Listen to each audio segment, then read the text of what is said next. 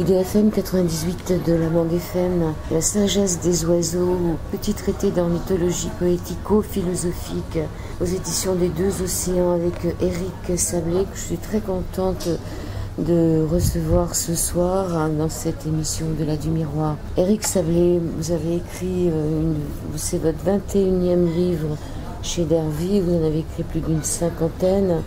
À quel moment vous avez commencé à écrire ? J'ai commencé à écrire quand je travaillais, travail salarié, j'écrivais beaucoup dans les cafés. J'ai commencé comme ça, quand j'avais un moment de libre, j'écrivais dans les cafés et j'écrivais pour moi en fait. Et vous écriviez quoi ? J'écrivais, oui, j'écrivais quoi ? J'écrivais un peu ma vie, en fait, les événements, c'était une espèce de prise de distance avec mon existence, quoi. C'était un petit peu ça, hein, on peut dire. Et j'écrivais plutôt sur ce que je vivais, sur les gens que je rencontrais, sur les événements de la rue, tout ce qui me paraissait un petit peu amusant, drôle, voilà, mes interrogations, mes moments de tristesse ou de joie, enfin voilà, c'était un petit peu une écriture très personnelle en fait. Et le premier livre alors, c'était ? Alors le premier livre, ça n'avait aucun rapport avec tout ça. Mon premier livre publié, ça a été le Dictionnaire des Rose-Croix chez Dervy. C'était une œuvre d'érudition qui m'a demandé énormément de travail, plusieurs années de recherche en bibliothèque et qui n'avait strictement rien à voir avec ce que j'écrivais naturellement, quoi. Et vous êtes rosicrucien, quoi ? Non, mais à l'époque, la Rose-Croix me passionnait, enfin, toute l'histoire, j'ai voulu en savoir beaucoup plus parce que j'avais lu le livre de Sédir, Histoire et doctrine des Rose-Croix, qui m'avait absolument fasciné. Et puis en même temps, il y avait peut-être aussi ce mot, la Rose-Croix, l'association de la rose et de la croix. Je trouvais ça très très beau, très fort, quoi. C'était un symbole extrêmement fort et j'ai voulu en savoir plus. Donc c'était une espèce d'enquête personnelle que j'ai faite. Et le Dictionnaire des Rose-Croix était l'expression écrite de cette recherche personnelle, voilà, sur la Rose-Croix, à l'origine. Je me suis beaucoup passionné pour l'origine de la Rose-Croix. Alors vous avez écrit tout un tas de livres, hein. Il y en a tellement que on ne peut pas tous les citer, beaucoup sur le chamanisme. Petit traité des étoiles, c'était quoi ça ? Alors Petit traité des étoiles, ça c'est un livre qui est paru chez Fayard, la collection Les Mille et une nuits. Et c'est une espèce de petit livre exactement comme j'ai fait là sur les oiseaux. J'avais fait un petit texte sur les étoiles que je voulais un petit peu ludique sur les étoiles. Voilà. Disons toutes les histoires un petit peu amusantes sur les étoiles. Puis en même temps, c'était un livre d'astrophysique, c'est-à-dire que comme ça m'a toujours intéressé, comme l'astrophysique m'intéresse depuis l'adolescence, voilà, c'était aussi un livre qui correspondait à des intérêts personnels. Petit traité de la joie, Le Tao de Staline, ça c'est un thriller. Oui, alors ça c'était un petit peu un défi, comme ça m'arrive de temps en temps de lire des thrillers. Je me suis dit, mais est-ce que je serais capable d'écrire un thriller ? C'était la question que je me posais. Et je me suis donné à moi-même une sorte de défi. Je me suis dit, bon, alors on va voir si tu es capable. Mais c'était pas tellement du tout dans une idée de publication, c'était vraiment simplement un défi à moi-même. Et puis finalement, j'ai bouclé un premier thriller. Et puis ça a plu à un éditeur qui l'a publié. Et du coup, ça c'est le deuxième thriller que j'ai publié chez le même éditeur d'ailleurs. Et L'âge de la Sainte Paresse ?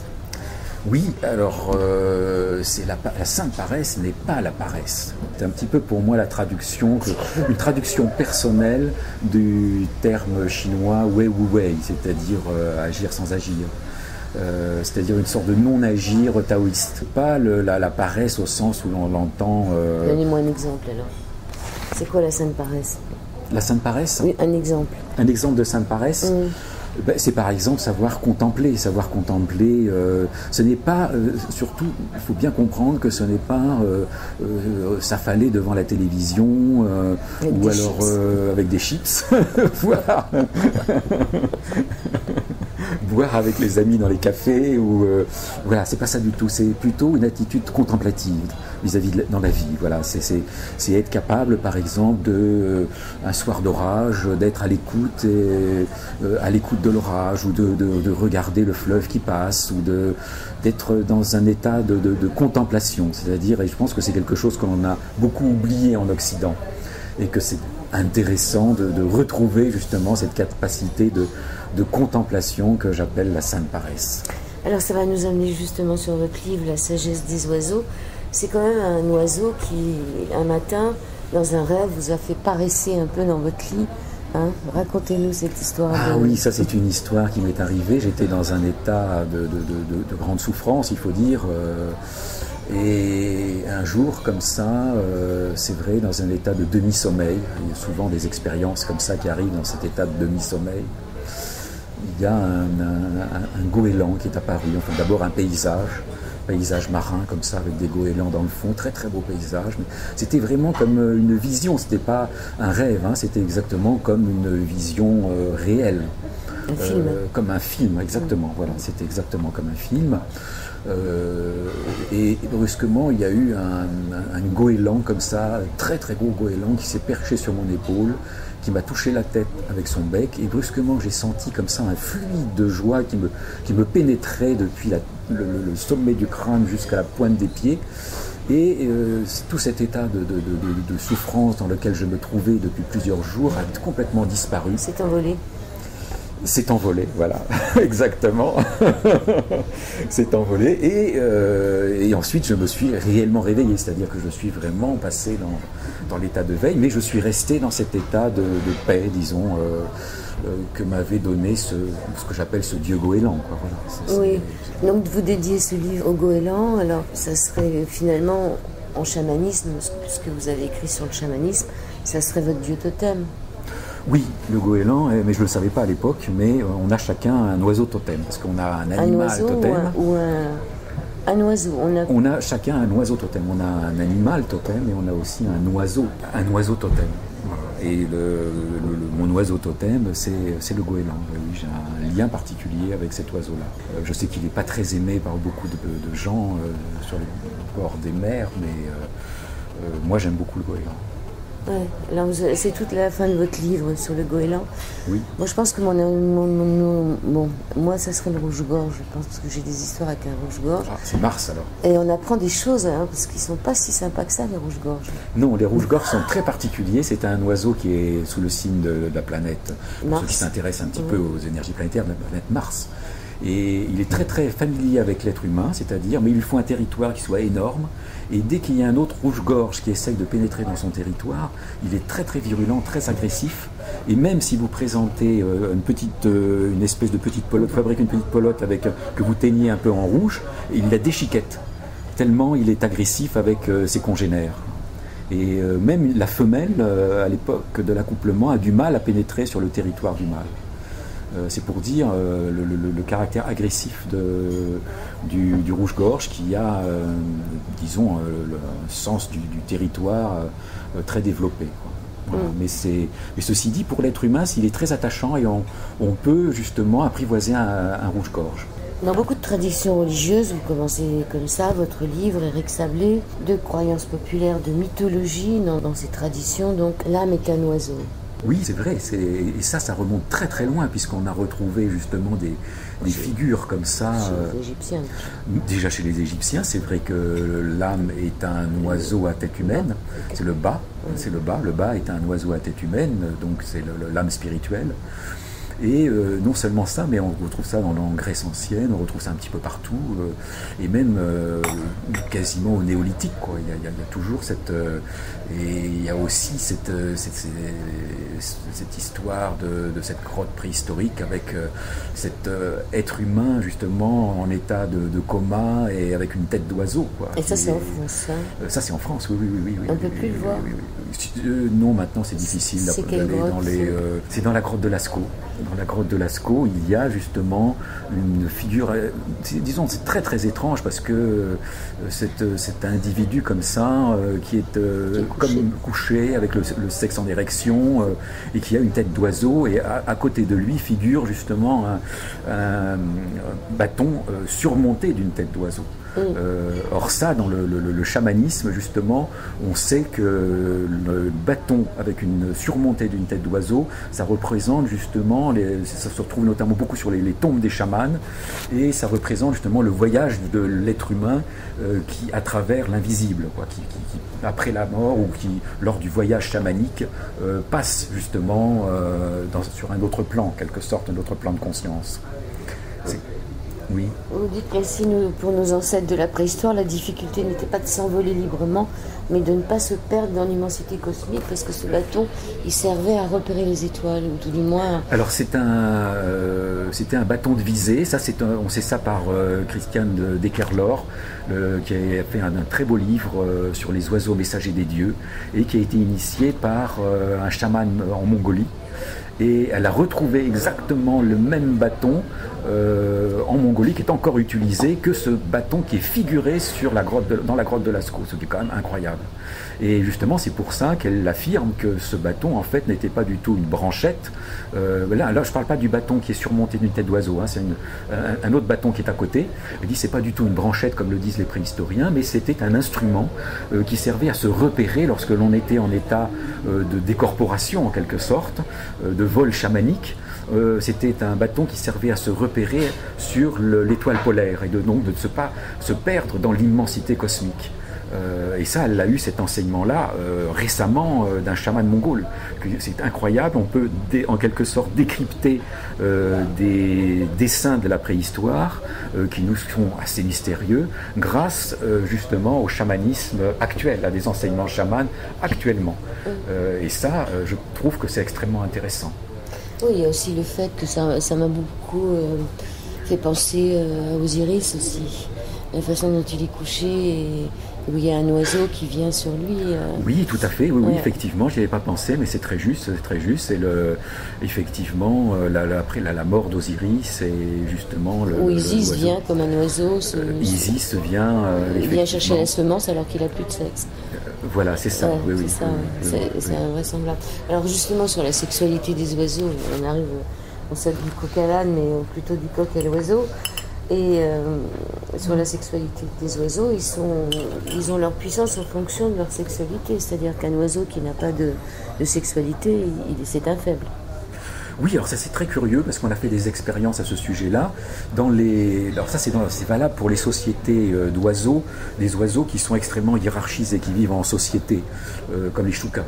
Les choucas ont une vie sociale extrêmement développée et notamment ils vivent selon une hiérarchie extrêmement précise. Et il y a l'oiseau dominant, il y a en quelque sorte des seigneurs qui sont tout en haut, et puis il y a toute une série de tous les oiseaux intermédiaires, et le seigneur a disons les oiseaux seigneurs, les choucas seigneurs, eux, ont le devoir, lorsqu'il y a des troubles parmi les oiseaux, disons inférieurs, d'intervenir. C'est-à-dire qu'ils défendent toujours le faible. C'est la police. C'est la police, mais ils défendront toujours le faible. Alors, celui qui est le plus faible sera défendu en quelque sorte par les choucas qui sont tout en haut de la hiérarchie. Et bien pour ces oiseaux-là, on a fait des expériences précises et on s'est aperçu que c'était lié très précisément avec la sexualité. C'est-à-dire que l'oiseau dominant est toujours un oiseau qui a une puissance sexuelle qui est beaucoup plus forte que l'oiseau dominé. Et on a fait donc des expériences avec des hormones. On a injecté des hormones à un oiseau qui était inférieur et puis on a injecté ces hormones et aussitôt il est remonté en quelque sorte tout en haut de la hiérarchie. Nous sommes dans un petit traité d'ornithologie politico-philosophique, non pas du tout politico-philosophique. Poético. Non, mais je souris là. Parce que est-ce qu'à notre époque encore, ce ne serait pas le sexe qui domine je parle au niveau de nos politiques. Est-ce qu'il faut être aussi très affairé pour réussir dans notre monde au même titre que les oiseaux? Mais on clôture, vous n'êtes pas obligé de répondre. Parmi les êtres humains, je ne pense pas que ce soit directement lié. Par contre, c'est lié, je pense, à la puissance créatrice. C'est-à-dire quand on voit Picasso, quand on voit Victor Hugo, Victor Hugo qui avait une sexualité complètement débordante jusqu'à la fin de ses jours quasiment, quoi. Il allait dans des maisons closes de jeunes filles, enfin très jeunes d'ailleurs. Michel Simon. Comment Michel Simon. Michel Simon, etc. Enfin, il y a beaucoup de grands créateurs justement qui avaient une sexualité hors norme en quelque sorte. Donc c'est peut-être lié avec la puissance créatrice, mais avec le pouvoir politique, pas forcément. Pas forcément. Là par contre, c'est peut-être... c'est pas aussi évident chez les êtres humains que chez les oiseaux. Bon, c'est une bonne chose. On bague, hein, on bague. Je rigole, mais les oiseaux sont bagués. Ils sont même bagués 2 fois. Les oiseaux peuvent marcher dès la naissance, comme les poules, les canards ou les oies. Ils peuvent adopter pour compagnon la première forme en mouvement qu'ils voient. Ça, on le sait. Il y a eu des expériences où s'il y a un poussin qui naît et qu'on lui met une balle de ping-pong, il va être avec cette balle de ping-pong toute sa vie. Et vous dites que l'humanité appartient plutôt à la catégorie des poules, poulets, canards, dindons et autres volatiles fermiers. Parce qu'il y a 2 sortes d'oiseaux. Il y a les oiseaux effectivement qui suivent comme ça la première forme qu'ils voient à la naissance, comme les dindons et puis les êtres humains finalement. Et puis les oiseaux qui eux c'est inné, c'est-à-dire que tous les autres oiseaux, tous ceux qui ne sont pas les volatiles fermiers, c'est-à-dire dindons, poulets, poules. Les aigles, les aigles, c'est-à-dire tout ce qui vole en hauteur. Non, tous les autres oiseaux, absolument tous, que ce soit le moineau, que ce soit effectivement l'aigle, le faucon, les choucas, et tout ça, c'est inné. C'est-à-dire qu'ils ne suivent pas, comme les poulets ou comme les canards, ils ne suivent pas la première forme qu'ils voient. Et c'est tout à fait différent. Et effectivement, l'être humain, vu la fréquence, comme je montre, vu la fréquence des hommes loups, des femmes ours, notamment en Ariège, il y a eu une femme ours encore je crois que c'est au 19e siècle. C'est quoi une femme ours? Une femme ours, c'est-à-dire une femme qui vivait avec les ours, c'est-à-dire qui était complètement comme les enfants loups, quoi. Les enfants qui étaient adoptés par des loups, et bien là, il y a eu une femme qui a été adoptée par les ours. Certainement qui avait été abandonnée à la naissance et qui était recueillie par les ours. Et elle était absolument incapable de se réintégrer dans un monde humain, quoi. Elle était vraiment... elle est restée toute sa vie ours. Donc les êtres humains ont tendance à adopter la posture et du premier être avec lequel ils sont. Comme les poulets, comme les oies, comme les canards, comme les dindons. Alors là, vous avez parlé des moineaux. Est-ce que c'est vrai la formule avoir une cervelle de moineau? Est-ce que c'est une formule juste? Non, c'est complètement faux, puisque les moineaux sont un animal. On a fait des études en psychologie, dans des laboratoires de psychologie animale, et le moineau est un animal extrêmement intelligent. Et je peux en parler d'autant mieux qu'en ce moment, j'ai un moineau apprivoisé avec moi, donc, en ce moment, qui était tombé du nid, et en attendant qu'il soit apte à la vie sauvage, il vit librement d'ailleurs dans l'appartement. Il n'y a pas de chat dans l'appartement. Non, ça non, quand même, il n'y a pas de chat, ni chat ni chien, ni faucon. Non, donc il vit librement et il est très malin, c'est très très malin, les moineaux. Et par contre, c'est très agressif, c'est pratiquement aussi agressif qu'un rouge-gorge. Mais par exemple, quand il a faim, il vient, dès qu'on ouvre la cage, il vient se percher sur nos épaules. Et quand il a faim, par exemple, il vient sur la bouche, et puis il vient piquer la bouche pour nous faire comprendre que lui aussi il voudrait manger. Il a toutes sortes de mimiques extrêmement... il est complètement apprivoisé. Il reste dans la main, et il aurait plutôt tendance à fuir la fenêtre, parce qu'il a peur un petit peu du dehors, quoi, pour le moment encore. Donc, on a tous l'image d'un oiseau qui rentre chez nous et quand la fenêtre est ouverte et qu'on a beaucoup de mal à faire ressortir. Mais c'est pas le seul oiseau et apprivoisé que vous ayez eu. Dans votre livre, vous racontez une autre histoire. Un étourneau. Avant, on a eu un étourneau qui était beaucoup moins familier, parce on l'a pris beaucoup plus tard. Et alors lui, c'est très particulier parce qu'on s'est aperçu. Alors lui aussi, il voltait comme ça librement d'un meuble à l'autre. Et lui, c'est très particulier parce qu'on s'est aperçu qu'il adorait les airs d'opéra.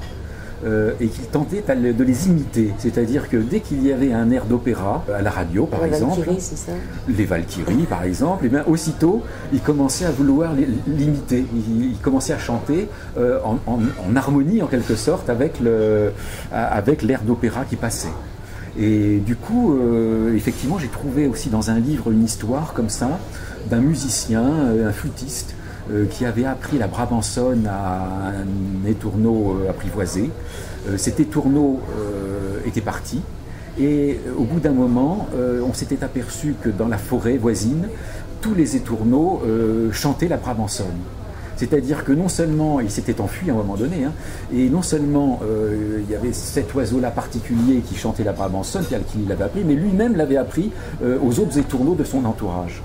Et il y avait tous les étourneaux de cette forêt-là qui s'étaient mis à chanter la brabançonne. Ce qui est assez étonnant. Donc ils ont un goût certain pour la musique humaine et particulièrement pour l'opéra. Ça, on s'en est aperçu. C'est vraiment... et il essayait d'imiter, il essayait d'accompagner. Nous aussi, on essaye de les imiter de temps en temps en sifflant. Oui. On a beaucoup de mal, mais c'est vrai que quand on s'est un peu sifflé et qu'on essaye de reproduire leur son, ils nous répondent. Ah oui, bien sûr, oui, parce que c'est très important. Par exemple, le moineau que l'on a, il n'est pas tellement sensible à l'apparence des autres moineaux.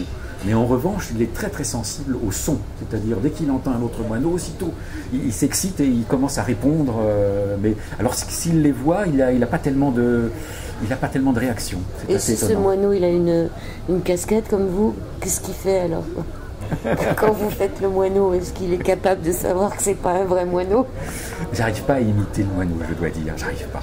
Je siffle, alors il est un petit peu intéressé parce que évidemment c'est un sifflement, c'est pas notre parole habituelle, mais sans plus. Mais simplement, j'arrive pas parce que le moineau c'est difficile parce qu'on peut imiter un chant d'oiseau, mais là le moineau ne chante pas vraiment. Oui, il y a des piaillements comme ça et c'est très difficile à imiter.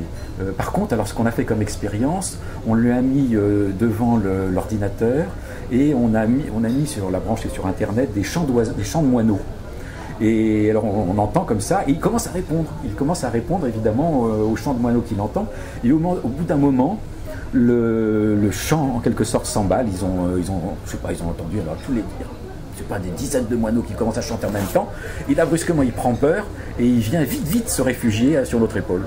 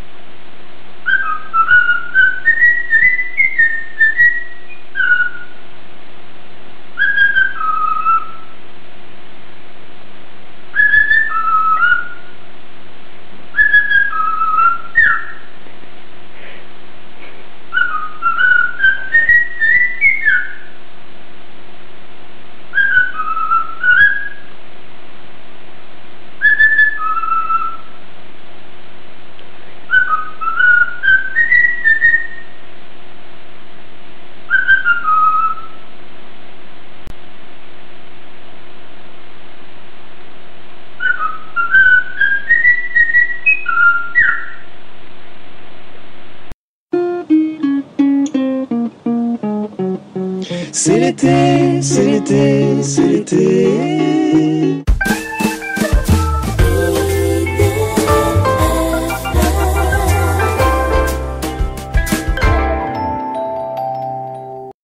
Seconde partie de cette émission sur l'antenne d'IDFM avec Éric Sablé. Nous parlons de la sagesse des oiseaux, de son petit traité d'ornithologie poético-philosophique.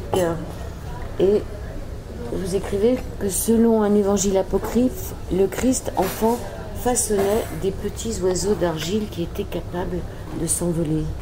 Oui, alors ça c'est un évangile, les évangiles de l'enfance, c'est un évangile apocryphe. Qui est très sympa d'ailleurs à lire, et c'est des évangiles donc, qui ne sont pas reconnus par l'Église catholique. L'évangile de l'enfant. L'évangile s'appelle des évangiles de l'enfance, oui. Et on voit la vie de Jésus enfant. Et finalement, ce qu'il y a de plus intéressant et qui a été beaucoup retenu en Orient, c'est-à-dire qu'en Orient, je pense que c'est le Coran qui en parle de ça. Et on voit l'enfant Jésus comme ça, qui façonne des petits oiseaux d'argile, qui souffle dessus, puis l'oiseau s'envole. Et pour justement les soufis, notamment pour Ibn Arabi, eh bien, ils considèrent que cela, c'est le Verbe, c'est-à-dire que le Christ, le Jésus en quelque sorte, étant l'expression du Verbe créateur, eh bien, c'est normal qu'en soufflant sur un petit oiseau d'argile, il prenne vie en quelque sorte, puisque c'est le Verbe, c'est la vie. C'est le golem. Voilà, c'est-à-dire que le monde serait en quelque sorte le golem du Christ, le golem du Verbe, en quelque sorte, du Verbe créateur, quoi. Et là, on voit ça en petit. On retrouve ça aussi dans la tradition hindoue. Il y a des maîtres hindous, je sais que j'avais lu, qui ont retenu justement cet épisode-là, cet épisode de la vie du Christ. Pour eux, c'est une réalité, comme le fait qu'il soit mort en Inde et que sa tombe soit à Srinagar. Voilà, ça fait partie de l'aspect un peu occulte de la vie du Christ. Alors, puisqu'on est en Inde, vous avez assisté à une histoire de karma, de personnes... Oui, c'est en Birmanie. Oui, voilà. Oui. C'était en Birmanie. En Birmanie, oui, c'est en Birmanie. Alors ça, c'est une histoire qui m'a énormément surpris. C'est-à-dire que c'était sur un pont en bois de teck. Et alors là, sur ce pont-là, il y avait une femme comme ça qui était toute seule et qui avait deux cages, une cage avec des petites chouettes et une cage avec des sortes de petits moineaux. C'était pas vraiment des moineaux, mais c'était un peu l'équivalent de moineaux, mais encore plus petits. Et elle vendait ces oiseaux-là. Et en fait, c'était très étonnant parce qu'elle les vendait pour qu'on les libère. C'est-à-dire qu'ils allaient capturer des oiseaux, des moineaux ou des chouettes pour les enfermer en cage, pour que les gens les achètent et les libèrent. Et en libérant comme ça un oiseau, eh bien, on accomplissait un bon karma en quelque sorte, on accomplissait une bonne action. Et c'était cher pour libérer un oiseau ? Pour nous, non, ça valait, je sais pas, 2-3 euros, quoi. L'équivalent de 3 euros. Oui, bien sûr. Oui. Alors, il y avait des oiseaux qui ne voulaient pas partir. Il y avait notamment les petits moineaux, ils restaient au creux de la main comme ça. Et puis ils restaient là, ils ne voulaient pas partir. Et par contre, les chouettes, elles partaient tout de suite. Les petites chouettes, elles partaient tout de suite. Donc voilà, c'était pour accumuler du bon karma. Pour accumuler du bon karma, on libérait un oiseau. Et j'avoue que je ne connaissais pas du tout ce genre de pratique. Il y a une autre anecdote dans votre livre où il y a aussi cet oiseau qui sert d'oracle. Ah, ça c'est génial, oui, ça c'est vraiment, c'est à Mysore que j'ai vécu ça. Et après je l'ai retrouvé dans le nord de l'Inde aussi, mais avec des gens moins intéressants. Mais là, c'était très intéressant. C'était un soir comme ça, je me promenais sur la grande allée, une des grandes allées de Mysore, une ville du sud de l'Inde, où il y a un palais du Maharaja extraordinaire. Les gens viennent surtout pour ça. Et là, il y avait un jeune hindou qui était assis par terre sur le trottoir, et il y avait une petite cage avec une perruche à côté de lui et puis des petits cartons. Alors vraiment, j'étais intrigué, je me suis demandé mais qu'est-ce que c'est, qu'est-ce qu'il fait, et alors je me suis assis en face de lui, et en fait il pratiquait une forme d'ornithomancie. Alors il a ouvert, alors il dit tu te poses une question à toi et tu vas voir. Et alors donc je me suis posé une question, il a ouvert la cage, la petite perruche est sortie, une petite perruche très mignonne, et elle a commencé à prendre les petits cartons qui étaient disposés à ses pieds, et elle les rejetait, elle les prenait avec son bec, elle les rejetait les unes après les autres, très vite, faisait ça très vite avec son bec. Et à un moment donné, elle a pris une carte et elle lui a tendu. Et c'était la réponse à ma question. Alors c'était quoi la carte ? Ah bah c'était une réponse à une question Oui, très intime que je ne peux pas dire. Je ne vous dis pas la question, mais je veux pas la réponse. C'est une carte qui était écrite dans l'écriture locale, hein, en Canada, qui était une écriture et une langue particulière, parce qu'en Inde il y a énormément de langues. Et là, dans la région de Mysore, c'est le Canada, c'est une langue particulière. Et donc, il me l'a traduit en anglais. Quoi, voilà. Donc, c'était une phrase de... C'était une réponse, une phrase qui répondait aux questions, quoi, à des questions, des phrases d'oracle, quoi. D'accord. Voilà, c'était quand même une phrase, c'était pas une carte comme en Ah non, tarot, pas du tout, c'était une phrase. Non, c'était des phrases. C'était des phrases qui répondaient aux questions. Et alors j'ai appris après qu'en Iran il y a la même forme d'ornithomancie, c'est-à-dire qu'il y a comme ça une boîte, comme une boîte de chaussures, sur le bord duquel un petit oiseau se promène. Et dans la boîte de chaussures il y a des fiches, et dans chaque fiche il y a un poème de Hafiz. Et à un moment donné, l'oiseau tire un poème de Hafiz, et c'est la réponse à votre question. Et là ça se passe par le biais d'un poème. Alors ça nous amène au fait que les oiseaux savent compter et qu'ils connaissent même le zéro. Ah oui, ça c'est quelque chose, des expériences qui ont été faites récemment, hein, d'ailleurs il y a quelques années. Alors déjà, qu'ils savent compter, ça on le savait depuis longtemps, hein, parce que les grands corbeaux sont extrêmement intelligents, on savait qu'ils savaient compter au moins jusqu'à 10. Parce que notamment il y avait des expériences, c'est pas vraiment des expériences, c'est plutôt il y a eu oui on peut dire ça, des expériences qui ont été faites, c'est-à-dire qu'il y a par exemple une corbeaudière dans une forêt, et il y a une petite maison où vont des chasseurs. Quand les chasseurs rentrent dans la forêt, les corbeaux se taisent. Et puis il y a un chasseur qui rentre dans la petite maison. Un deuxième chasseur rentre dans la petite maison, un troisième chasseur rentre dans la petite maison. Et quand ils sont tous rentrés, ils se remettent à parler? Non, pas du tout. Et à partir, ils attendent, les chevaux se taisent toujours, et à un moment donné, il y a un premier chasseur qui sort, il se taise toujours. Un deuxième chasseur sort, il se taise toujours. Un troisième chasseur, il se taise toujours. Ils attendent que le nombre de chasseurs qui soient rentrés soit sorti. Et cela jusqu'à 10. C'est-à-dire s'il y a 10 chasseurs qui sont rentrés dans la petite maison, ils compteront et ils attendront que les 10 chasseurs soient sortis. S'il n'y en a que 9 qui sont sortis, ils continuent à se taire. Et s'il y en a 11 alors 11, on ne sait pas. Il faudrait faire l'expérience. Peut-être qu'ils savent compter bien au-delà. Hein, ah d'accord, ils se sont arrêtés à 10. Ils sont arrêtés à 10, ouais. Ah, ils savent compter jusqu'à 10 au moins. Et ils ont la notion du zéro. Ça, c'est des expériences qui ont été faites dans un laboratoire aux États-Unis. Ce qui n'est pas le cas pour certains pygmées ou je ne sais quoi.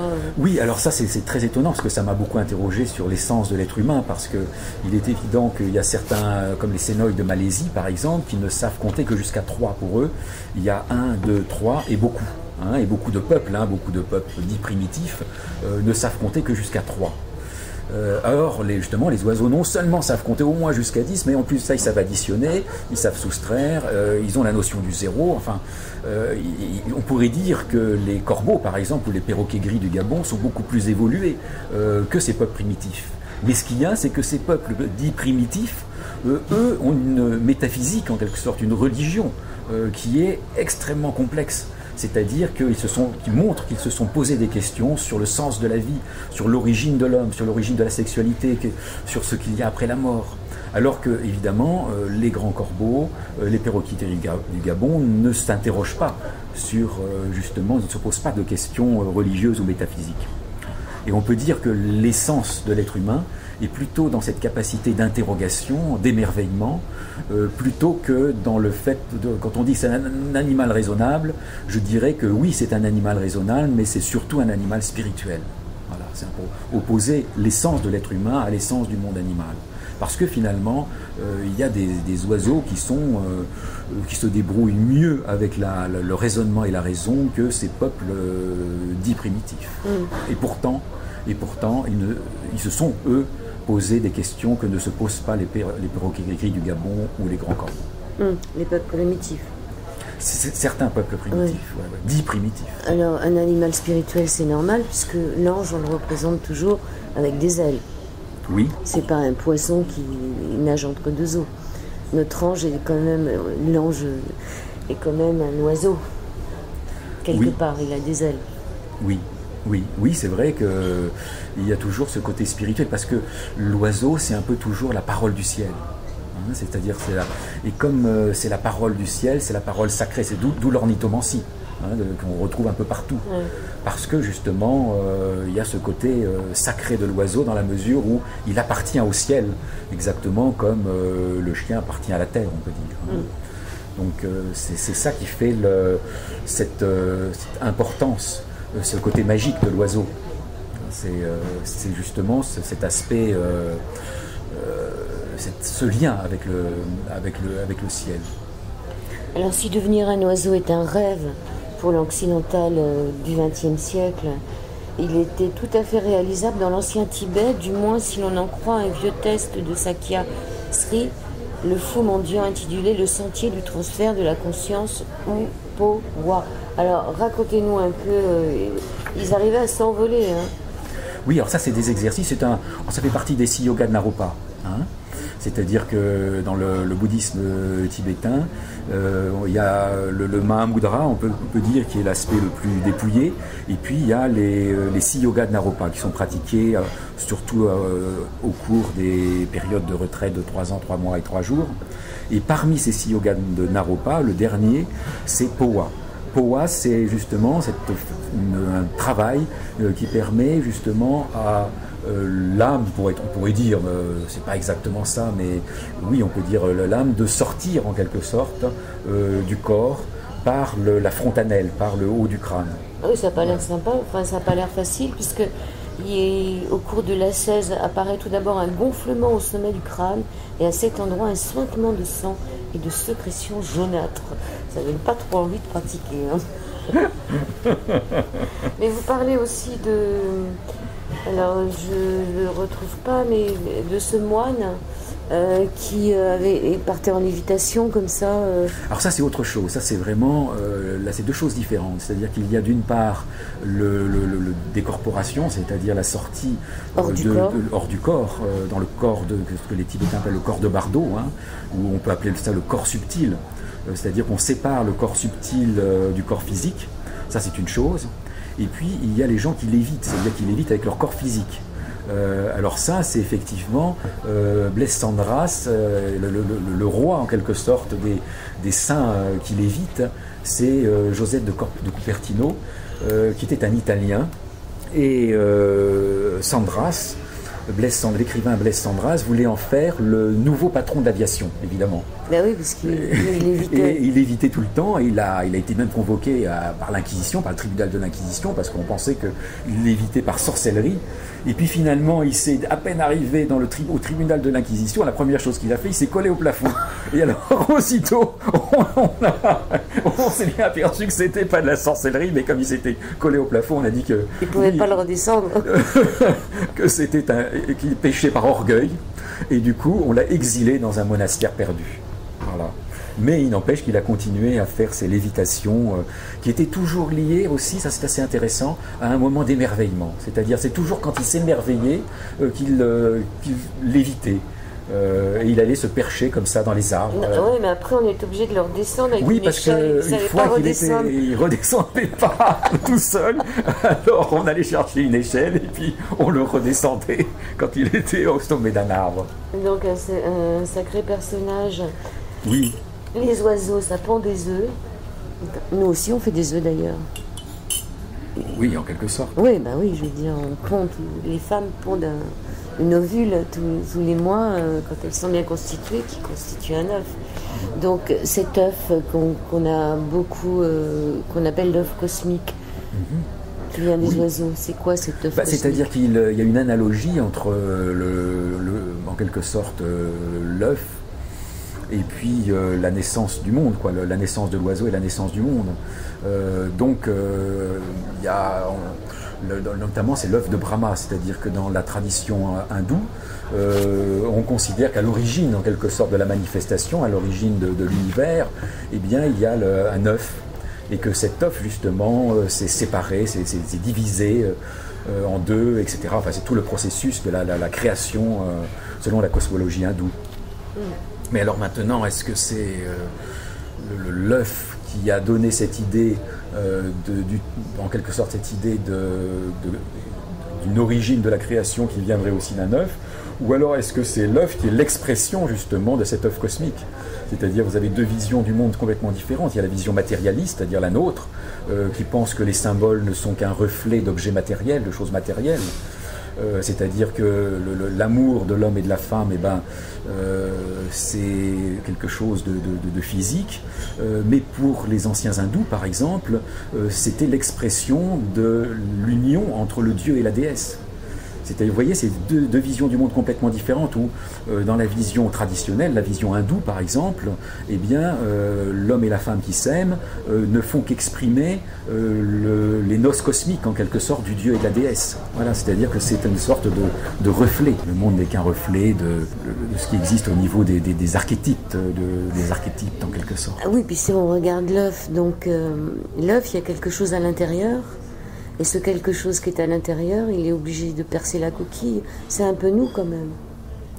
Oui, effectivement, c'est très intéressant quand on peut dire que l'on est enfermé dans notre œuf de l'ego, en quelque sorte, et qu'il faut percer justement cet ego pour arriver à vivre réellement, c'est-à-dire à être réellement un être humain. Sinon, on passe toute notre vie enfermé dans notre ego.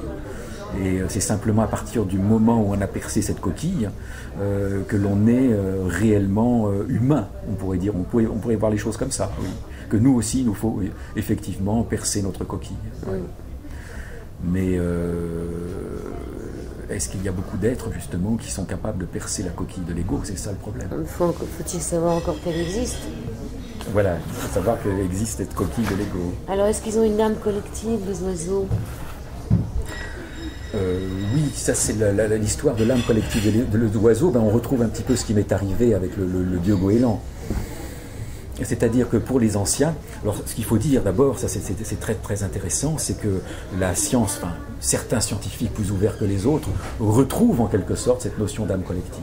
Je veux parler du biologiste anglais Rupert Sheldrake, oui. Qui est extrêmement intéressant. Et, les champs morphogénétiques. Voilà, les champs morphogénétiques.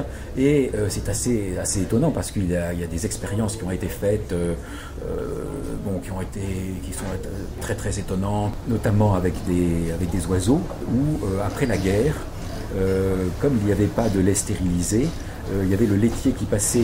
Ah oui, c'est une belle histoire dans votre livre, ça. Allez-y, elle est vraiment extraordinaire, cette histoire. Et le laitier passait tous les matins en Angleterre, à Londres, après la guerre, pour déposer une bouteille de lait devant chaque maison. Ça se fait plus, ça. Ah non, parce que maintenant il y a le lait stérilisé, donc ça c'est fini depuis très longtemps. Et les bouteilles de lait, à l'époque le lait ne se gardait pas, quoi. Et alors les bouteilles, il y avait effectivement un espèce de petit bouchon en aluminium, oui. Voilà, c'est ça, en aluminium. Et un jour, il y a un petit oiseau, alors je ne sais pas si c'est un pinson, je ne me rappelle plus le nom de ce petit oiseau, je pense que c'est peut-être un pinson, qui a trouvé le truc de percer cette petite capsule et puis de pouvoir comme ça se servir et boire le lait directement dans la bouteille. Et alors donc, évidemment, les Londoniens ont commencé à retrouver leurs bouteilles le matin percées. Parce que ce petit oiseau, il a commencé à enseigner d'autres compatriotes autour de lui. Et ils ont commencé tous à percer ces petites bouteilles dans la banlieue de Londres. Alors jusque-là, il n'y a rien d'extraordinaire. C'est simplement un apprentissage. Mais ce qu'on s'est aperçu, là où ça devient merveilleux, c'est que brusquement, il y a eu comme une espèce de saut quantique et tous les pinsons... C'est la théorie du centième singe. Oui, tous les pinsons du Royaume-Uni se sont mis eux aussi à percer les capsules de lait. Oui, c'est la même histoire que les singes qui cassent les... Et voilà, exactement, il y a cette histoire des singes avec les pommes de terre qui les trempent dans l'eau salée, etc., etc. Bon, et ça a amené cette histoire-là, et notamment ces histoires-là, et des expériences précises qui ont été faites avec des rats, notamment, et des labyrinthes, ont amené le biologiste Rupert Sheldrake à cette notion de champ morphogénétique. C'est-à-dire que chaque espèce vivrait dans un champ global, communiquerait, c'est-à-dire que tous les membres de l'espèce communiqueraient de façon, on peut dire, magique, secrète. Un inconscient collectif. À travers un inconscient collectif. C'est l'inconscient collectif de l'espèce. Mais là, non, c'est vraiment de l'espèce. De l'espèce, mais alors, est-ce qu'on aurait la même chose chez les humains? Et qu'est-ce qu'il pourrait y avoir en ce moment, là, en 2017, dans notre inconscient collectif? À part toutes ces histoires un peu horribles de fin du monde, de crise et de tout va pas bien. C'est-à-dire que c'est pas simplement le bien, c'est-à-dire que c'est aussi tout ce qui est négatif. Oui, mais qu'est-ce qu'on aurait de bien? Qu'est-ce qu'il y aurait de bien? Qu'est-ce qu'on pourrait faire pour travailler sur l'inconscient collectif Je ne pense pas qu'il faut vouloir travailler sur l'inconscient collectif, les choses doivent se faire. Là, on retrouve la sainte paresse, c'est-à-dire que les choses se fassent. Il faut plutôt, moi je verrais plutôt ça, plutôt des choses à défaire qu'à faire. Ouais. C'est-à-dire que je pense qu'il y a plutôt des choses à laisser être, à défaire, plutôt que des choses à faire et à construire. Parce que quand on voit, notamment j'ai beaucoup voyagé en Orient, et quand on voit les soi-disant mouvements humanitaires, les catastrophes qu'ils provoquent, c'est effrayant, tous ces mouvements humanitaires qui ont plein d'argent, en fait ils entretiennent une corruption terrible dans des pays très pauvres comme le Népal ou Madagascar, et c'est une catastrophe, c'est-à-dire en voulant faire, en fait, l'Occident détruit, il prolonge en quelque sorte la colonisation. Et c'est la raison même pour laquelle ils vivent, c'est la même chose que les associations de veuves de guerre n'ont pas du tout intérêt à ce que la guerre s'arrête puisqu'il n'y aura plus d'associations. Donc c'est le gros problème de l'humanité, c'est qu'on rentre dans un système où on est là pour aider et après on vit de l'aide qu'on apporte. Il ne faut surtout pas qu'elle s'arrête, puisque si elle s'arrête, on n'a plus besoin de nous. Donc, je dirais, il faut plutôt alors, est-ce que dans l'âme collective des animaux, ils ont conscience de ce qu'on est en train de vivre en ce moment? En tous les cas, ils ont conscience de beaucoup de choses. C'est-à-dire que, par exemple, il y a en Afrique, il y a des réserves où ils ne sont pas chassés. Eh bien, les oiseaux, ils fuient à toute vitesse quand ils sont hors de la réserve, et dès qu'ils arrivent à la frontière de la réserve, aussitôt, de l'autre côté, la frontière de la réserve, mais alors vraiment de l'autre côté, à 2 mètres, ils s'arrêtent. Donc ils ont conscience de façon très précise de cette frontière qui existe entre l'endroit où on peut les chasser et l'endroit où on n'a pas le droit de les chasser. Au même titre qu'ils savent lorsqu'il va y avoir un tsunami, un tremblement de terre, oui, alors ça, il y a des tas, il y a énormément d'histoires à ce sujet-là qui sont absolument passionnantes, dont je parle dans mon bouquin sur chamanisme et magie animale. Là-dessus, c'est justement la préscience des animaux est extraordinaire. Il y a plein d'histoires comme ça, non seulement les tremblements de terre, mais aussi quand le barrage de Malpasset qui a détruit Fréjus, quelques heures avant qu'il cède, tous les chats, les chiens, etc., ils sont tous partis. Quand ils pouvaient. Oui, quand ils pouvaient, évidemment. Quand ils sont pas enfermés. Voilà, c'est ça. Dès qu'ils ont pu, ils sont partis. Ils sont partis. Donc ils avaient la préscience, ils n'ont pas simplement la préscience des tremblements de terre, des cyclones, des tornades, des tsunamis, mais aussi même des désastres engendrés par la technologie humaine. Est-ce qu'à Hiroshima, on sait ce qui s'est passé? Alors ça, j'ai pas de renseignements à ce sujet-là. J'ai aucun renseignement à ce sujet-là. Non, là, je ne sais pas du tout.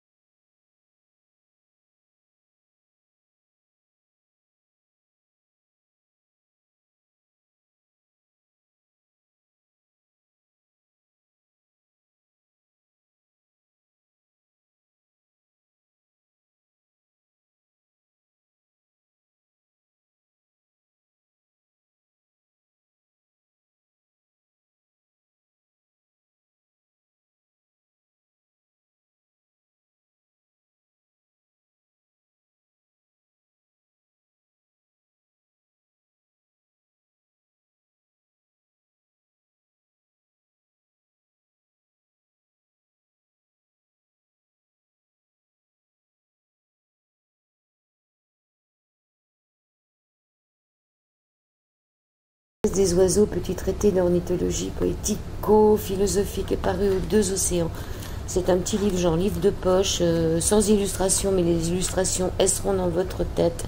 Les illustrations, elles sont dans la... C'est pas un livre pour reconnaître les oiseaux, ni sur leur chant, ni sur leur plumage. C'est juste pour se poser plein de questions sur notre monde. Qu'est-ce que vous pourriez nous dire pour terminer l'émission ? Je pense que les oiseaux ont beaucoup à nous apprendre. Voilà, ça, c'est beaucoup, là, vraiment, il faut se mettre à l'enseignement des oiseaux. C'est là, justement, on retrouve cette attitude de contemplation et d'écoute vis-à-vis du monde, plutôt que d'avoir une attitude de conquête, s'arrêter et regarder. Je pense que c'est ça qui est très important. Et regarder, observer les oiseaux, apprendre à les connaître, Et quand on apprend à connaître notamment par exemple les corbeaux, hein, on s'aperçoit de la structure de leur société qui est extraordinaire avec les veilleurs. Ils ont des veilleurs, ils ont des gendarmes qui interviennent dans leurs conflits internes, ils ont un tribunal, ils ont des chefs, etc., etc. Et tout ça, ça peut nous être révélé simplement en s'asseyant, en regardant, en observant. Et je pense que c'est ça qui est très important, c'est se mettre à l'écoute de la nature, à l'écoute du monde animal et à l'écoute des oiseaux particulièrement. Voilà, parce qu'ils sont plus faciles à observer évidemment que les renards ou les blaireaux par exemple, hein, qui sont beaucoup plus, qu'on rencontre beaucoup plus rarement. Et puis on chasse les blaireaux, on les chasse beaucoup. Il y a vraiment des pétitions pour éviter d'aller tuer les blaireaux comme ils le font en ce moment. Donc on pourrait peut-être terminer sur un côté chamanique. Alors, les chamans se transforment souvent en oiseaux. Comment on pourrait reconnaître son oiseau totem ? Ah oui, chacun a son oiseau totem, mais comment le reconnaître ? Vous savez, chez certaines tribus des Indiens d'Amérique du Nord, partaient comme ça à la fin de l'adolescence. Ils partaient dans un lieu de pouvoir, chargé de pouvoir, et ils veillaient, ils priaient, ils jeûnaient, jusqu'au moment où ils avaient la révélation de leur animal totem. Donc on peut nous aussi avoir cette révélation de notre oiseau totem. Mais ce n'est pas un oiseau que l'on aime bien. Il faut toujours que cette révélation vienne en quelque sorte de l'extérieur. Ce n'est pas quelque chose qui doit être l'expression de notre désir ou de notre imagination. C'est quelque chose qui nous est en quelque sorte imposé par révélation. C'est une révélation. Voilà. Ça vous est arrivé d'avoir un animal imposé, à part le goéland ? Oui, j'ai eu aussi un autre oiseau. Alors c'était pas un oiseau, là c'était un animal à poil, voilà, effectivement dont j'ai eu la vision à plusieurs reprises. Ouais. Vous pouvez nous dire lequel ? Vous êtes le puma. Le puma, c'est des poils courts. Oui. Et j'ai étudié du coup la vie du puma et du coup effectivement j'ai vu des analogies avec ma propre existence. C'est ça qui est intéressant, c'est que c'est pas par hasard qu'on tombe sur... Alors quand on a la révélation justement de son animal totem, à ce moment-là, il faut vraiment étudier sa vie et voir exactement, et c'est là que l'on aura la révélation aussi de notre dharma, de notre fonction de notre nature profonde. Qu'est-ce qu'on est venu faire ? Qu'est-ce que l'on est venu faire ici et qu'est-ce que l'on est venu justement, et ce dharma justement dans la tradition hindoue est extrêmement important. Donc quand on a la connaissance de son dharma, notre vie, notre existence change en quelque sorte. Et je pense que c'est ce qui manque un peu à beaucoup d'Occidentaux. Je fais pas mal de conférences et je me rends compte que beaucoup d'Occidentaux, ce qui leur manque, c'est la connaissance de leur dharma, de leur fonction sociale, de ce qu'ils sont profondément, de leur nature profonde. Ils ne savent pas pourquoi. Alors c'est pour ça que l'on voit par exemple des êtres qui sont toujours même à 50 ans, à 60 ans, ils sont encore le reflet de leurs parents. Ce qui est incroyable. On voit encore des gens qui sont pleins de ressentiment pour leurs parents à 50 ans passés. Parce que justement, ils ne connaissent pas leur nature profonde. Donc ils sont toujours en réaction, ils sont toujours l'expression du désir de leurs parents, on pourrait dire. Et c'est votre prochain livre. Et pas l'expression du désir profond de ce qui est en eux. Ouais, ça c'est votre prochain livre, je le sens comme ça, non ? C'est possible, oui. Ouais. Je vais parler de ça dans mon prochain livre, effectivement, qui paraîtra... Comment trouver son dharma ? Voilà, essayer de trouver justement sa nature profonde. Et je pense que ça c'est essentiel et c'est ce qui manque à énormément d'Occidentaux que je croise dans mes conférences ou dans la vie. Alors une jolie citation pour terminer l'émission. Vous en avez une citation ? Oui, il y en a... Oui, je vais vous faire une citation que j'aime beaucoup, qui est la citation de l'écrivain Colette, qui disait « La plus grande injustice qui existe peut-être dans la création, c'est que certains êtres possèdent des ailes. » Certains êtres possèdent des ailes. Elle n'a pas dit certains animaux, hein, elle a dit certains êtres. Exactement. C'est ça qui est intéressant. Je vous remercie. Éric Sablet, La sagesse des oiseaux, petit traité d'ornithologie poético-philosophique. Voilà. Merci beaucoup. Merci à vous. Merci de m'avoir invité. C'est l'été, c'est l'été, c'est l'été.